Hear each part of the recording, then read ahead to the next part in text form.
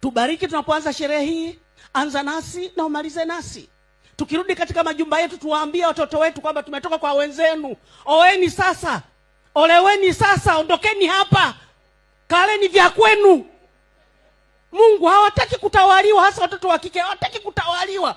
Wanataka wafanane na wanaume, ndio maana wanakataliwa hata kuolewa. Yehova tusaidie. Kweli kabisa. Ninaomba kwa mzigo sana. Na vijana wengine wapo hapa.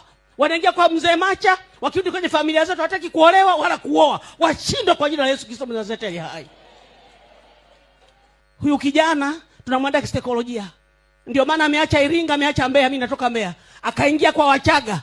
Ajue moja kwamba anabeba binti tuliyemfundisha, mwenye tabia iliyonyoka, aliye sahihi kwake. Anza nasi sherehe Yehova. Kama nimeomba vibaya unisamehe, lakini nimezaa vijana wawili, sisikii chochote.